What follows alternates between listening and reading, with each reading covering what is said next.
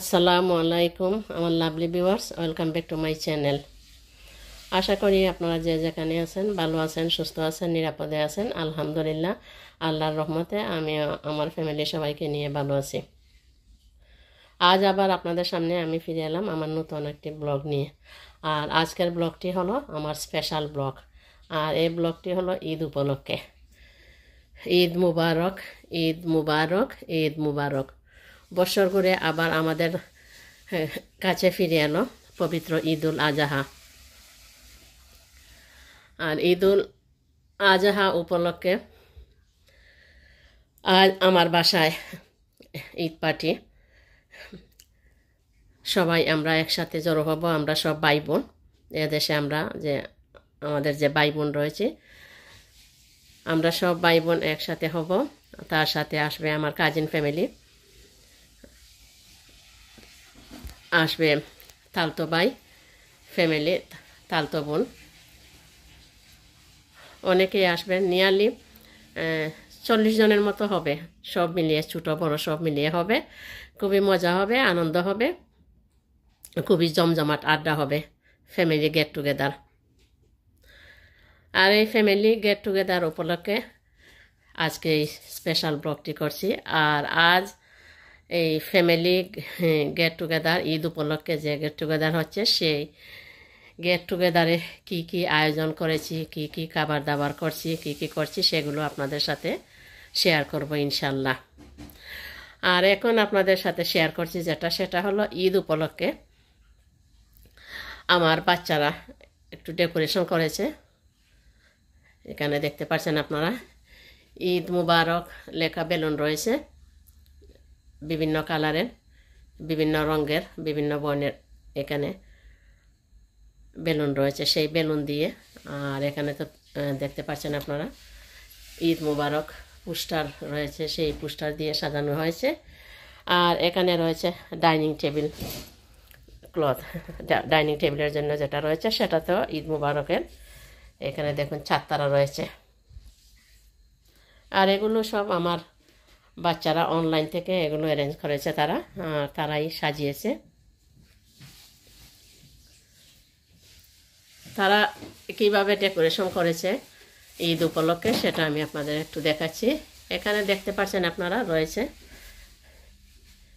Banner রয়েছে, আর এখানে ঈদ মুবারক লেখা রয়েছে,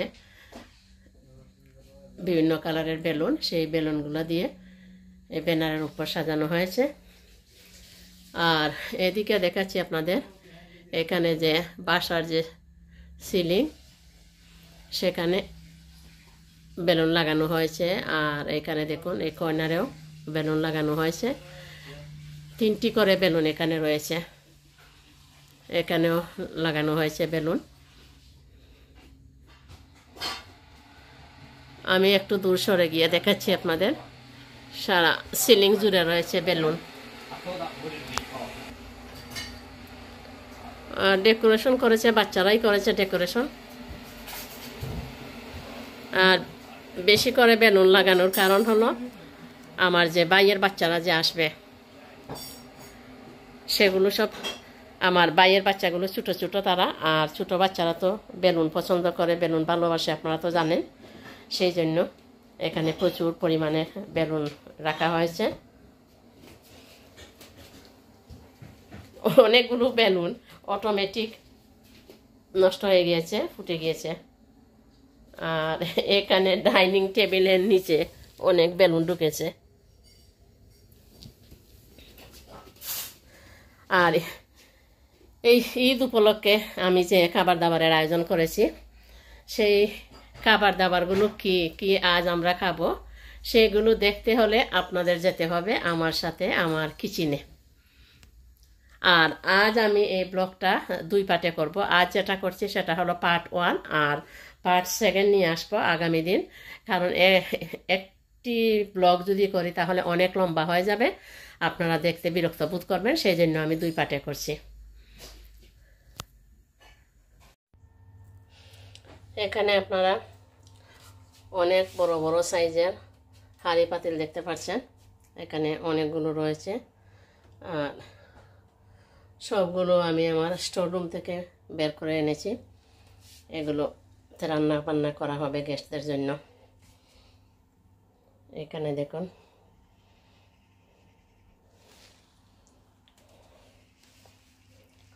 মিট,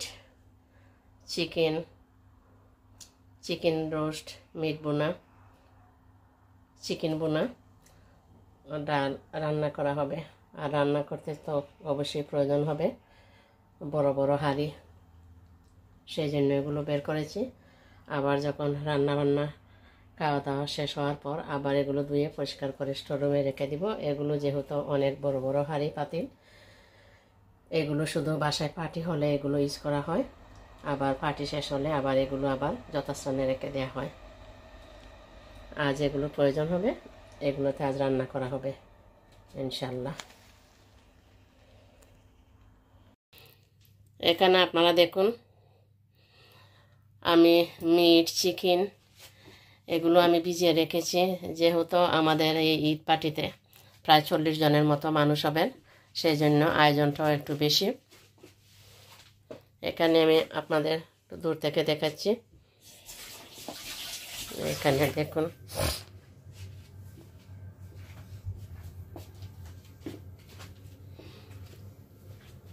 এখানে আপনারা দেখতে পাচ্ছেন যে মিট, এগুলো হলো কুরবানির মিট। এগুলো দিয়ে বুনা করা হবে, মাংস বুনা করা হবে। আর এখানে যে মাংস দেখতে পাচ্ছেন সেটা দিয়ে আমাদের যে সিলেটের ঐতিহ্যবাহী সাতকরা, সেই সাতকরা দিয়ে রান্না করা হবে। আর এখানে আপনারা দেখতে পাচ্ছেন 2টি বাউলে চিকেন ভিজানো। এই চিকেনগুলো বুনা হবে।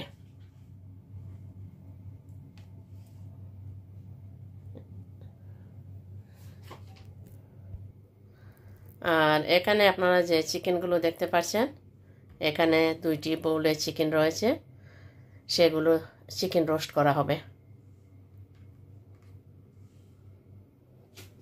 এই সবগুলো আমি ভিজিয়ে রেখেছি।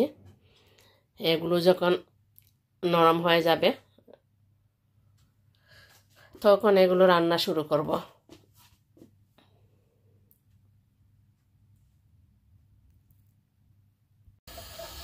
এক কুরমা করব, যার জন্য এখানে আমি এক সিদ্ধ বসিয়ে নিয়েছি। আমাদের গ্যাস যখন অনেক হবেন সেই জন্য অনেকগুলো এক সিদ্ধ করছি। এক কুরমার জন্য এগুলো সিদ্ধ করতে দিয়েছিলাম, এগুলো সিদ্ধ হয়ে গিয়েছে। এখন এগুলো নামিয়ে নিব, নামিয়ে নিয়ে এগুলো খোসা ছাড়িয়ে নিব। এখানে 3টি হাঁড়িতে, এখানে একটি,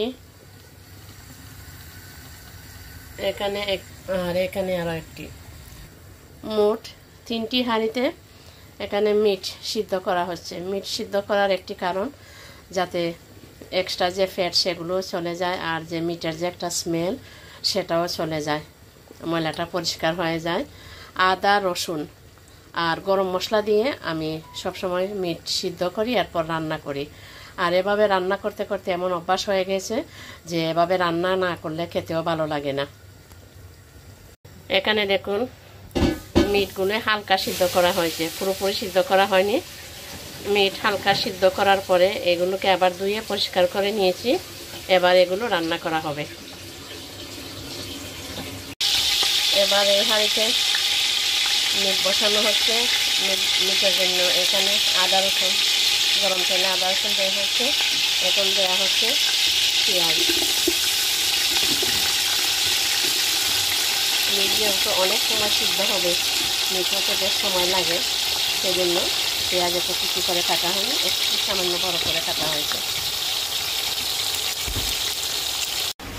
এবার হালকা বয়েল করে রাখা মিটগুলো দিয়ে দিচ্ছি, মিটগুলো দিয়ে দিয়েছি। এবার পেঁয়াজের সাথে ভালো করে এগুলো মিশিয়ে সিদ্ধ করা হবে।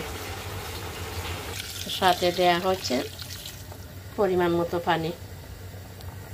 যেহেতু মিট হালকা সিদ্ধ করা হয়েছে আর মিট থেকে এক্সট্রা পানি বের হবে না, এর জন্য এখানে পানি দিয়ে দিচ্ছি। এখানে এই হাঁড়িতে মিট রান্না হচ্ছে, সেটা হচ্ছে মিট বোনা।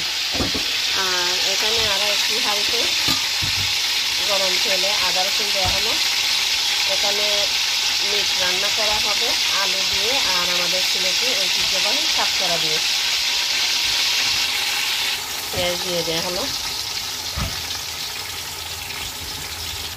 এবার দেওয়া হলো মাংস, হালকা বয়েল করে রাখা মাংস।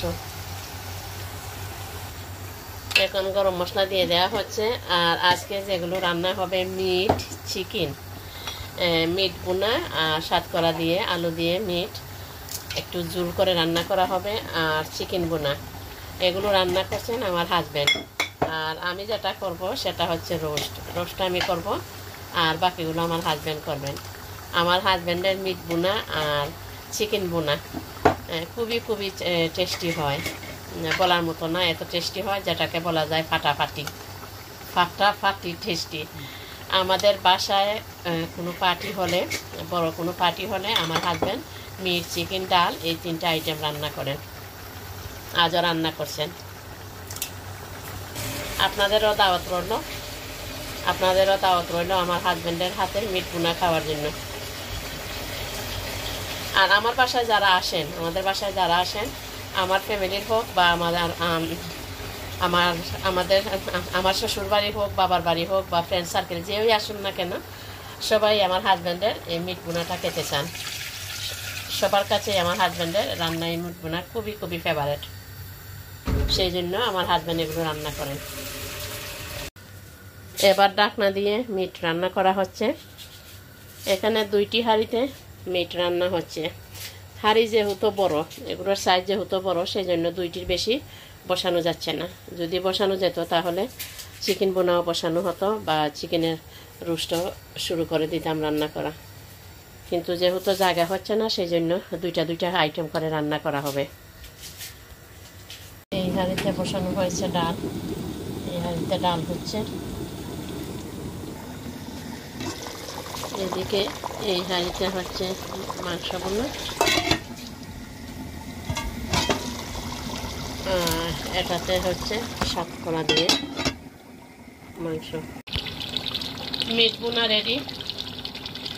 এখন চুলা বন্ধ করে দেওয়া হবে। আর কালারটা দেখুন আপনারা, খুবই সুন্দর কালার হয়েছে আলহামদুলিল্লাহ। এখন এইখানে আপনারা যেটা দেখতে পাচ্ছেন সেটা সাতকরা দিয়ে রান্না হচ্ছে মাংস। এটা এইখানে আলু দেওয়া হবে, ভালো করে কষানো হচ্ছে। আর এখানে একটি হাঁড়িতে আপনারা দেখতে পাচ্ছেন, এখানে গরম তেলে আদা রসুন দেওয়া হয়েছে, পেঁয়াজ কুচি দেওয়া হয়েছে, গরম মশলা দেওয়া হয়েছে। এটাতে চিকেন বোনা করা হবে। এক হাঁড়িতে নয়, শুধু এক হাঁড়িতে চিকেন বোনা নয়, 2 হাঁড়িতে হবে। এখানে চিকেন বোনা হচ্ছে।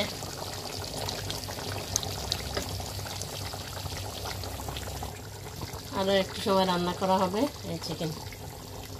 আর এইদিকে আরও একটি হাঁড়িতে চিকেনের জন্য এখানে পেঁয়াজ রেডি করা হচ্ছে। পেঁয়াজের কালার চেঞ্জ হলে, একটু নরম হয়ে আসলে তখন মশলা দেওয়া হবে। এখানে একটি সসপ্যানে আমি তেল দিয়েছি, তেল গরম হচ্ছে। এখানে আমি বেরেস্তা ভেজে নেব। আর বেরেস্তার জন্য পেঁয়াজ কুচি করে রাখা হয়েছে। এইখানে ছোটো যে পেঁয়াজ, এই পেঁয়াজগুলোর জন্য, এই পেঁয়াজগুলো বেরেস্তার জন্য একেবারে পারফেক্ট। আর এই পেঁয়াজগুলো দিয়েই বেরেস্তা বানাই আমি সবসময়। এগুলো দিয়ে এখন বেরেস্তা বানাবো। আজকের পার্টিতে এই বেরেস্তা ইউজ করা হবে। এছাড়া বেরেস্তা বিভিন্ন ধরনের কাবাব বানাতে ইউজ হয়। বানিয়ে রেখে দিলে অনেক দিন যাবে, আর অনেক ধরনের খাবার এগুলো ইউজ করা যাবে। যে কোনো ধরনের খাবার, বিশেষ করে পোলাও, কুরমা, রোস্ট, এগুলোর উপর বেরেস্তা ছিটিয়ে দিলে দেখতেও সুন্দর লাগে, আবার খাবারের টেস্টটাও বেড়ে যায় এই বেরেস্তার দরুন। যার জন্য আমি সবসময় বেরেস্তা বানিয়ে রেখে দিই। এবার আমি গরম তেলে পেঁয়াজগুলো ছেড়ে দিচ্ছি। সবগুলো একসাথে দেওয়া যাবে না, 2-3 বারে ভাজতে হবে। বিভিন্ন ধরনের কাবাব বানাতে বেরেস্তার প্রয়োজন হয়, বিশেষ করে স্বামী কাবাব। আর মেজবানি মাংস রান্না করলে এটা তো বেরেস্তা মাস্ট দিতেই হয়। পেঁয়াজগুলো ধীরে ধীরে কালার চেঞ্জ করছে, আর বেশি সময় লাগবে না।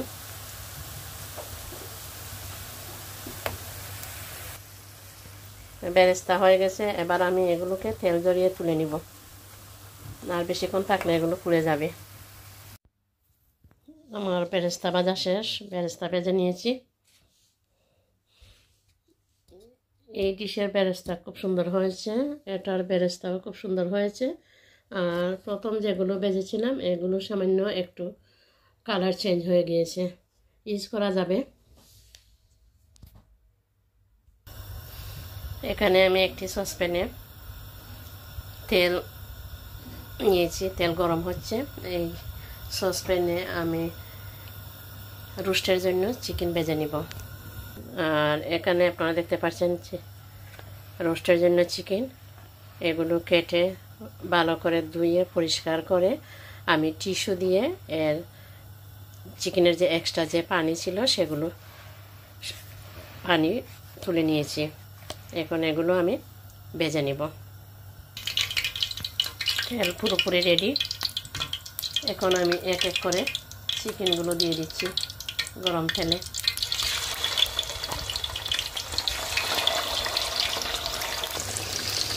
এখানে চিকেন ভাজা হচ্ছে রোস্টের জন্য।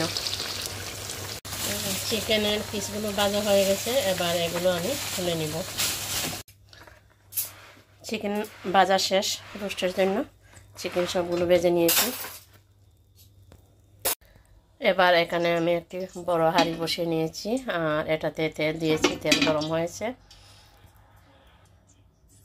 এবার দিয়ে দিচ্ছি পেঁয়াজ। এখানে আমি রোস্টের মশলা রেডি করছি, যেহেতু চিকেনের পরিমাণ বেশি সেই জন্য পেঁয়াজের পরিমাণও বেশি হবে। এদিকে একটি সসপ্যান বসিয়েছি, এবার এতে তেল দিয়ে দিচ্ছি। তেল গরম হচ্ছে, এই সসপ্যানে আমি রান্না করব মিক্স ভেজিটেবল ভাজি, আর এটা আমি কিউব করে কেটে নিয়েছি সবগুলি। এখানে বেবি পটেটো কিউব করে কেটে রেখেছি, আর পানি দিয়ে রেখেছি যাতে এগুলো কালো হতে না পারে, সেজন্য পানি না দিলে এগুলো আবার কালো হয়ে যেত। আর এখানে কিউব করে কেটে রেখেছি আমাদের যে দেশি মূলা কেটে রেখেছি। আর এখানে হলো ক্যারট আর বিনস, এগুলো দিয়ে আমি একটি ভাজি রান্না করব। এখানে আমি কয়েকটি লাল শুকনো মরিচ ভেজে নিচ্ছি।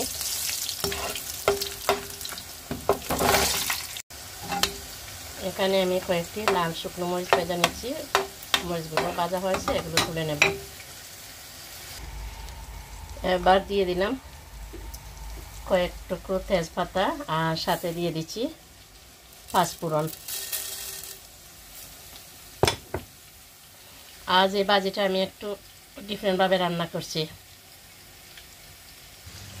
পাঁচফোড়নের সুন্দর একটা অ্যারোমা বের হওয়ার পরে আমি পেঁয়াজ দিয়ে দিলাম। এখন এগুলো নেড়ে ছেড়ে রান্না করব।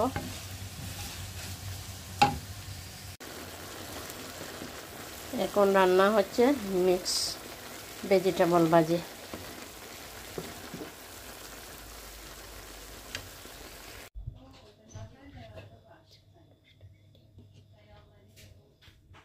এই হাঁড়িতেও চিকেন রেডি হয়ে গিয়েছে, রান্না শেষ। এখন চুলা বন্ধ করে দেওয়া হলো। এক এক করে রান্না হয়ে গেল। মিট বোনা, সাতকরা আলু দিয়ে মিট, চিকেন বোনা,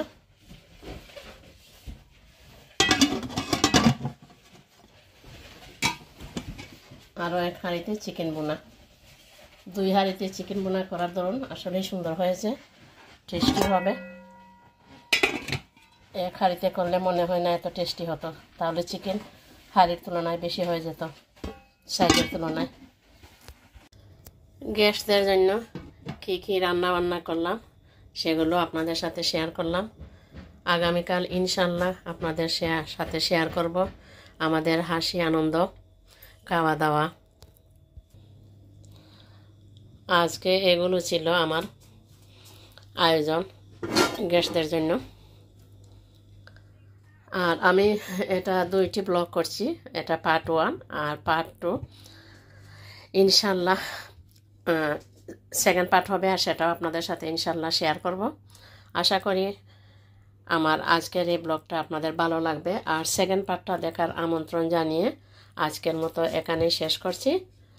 আপনারা যে যেখানে থাকুন ভালো থাকুন, সুস্থ থাকুন, নিরাপদে থাকুন। আসসালামু আলাইকুম, আল্লাহ হাফেজ।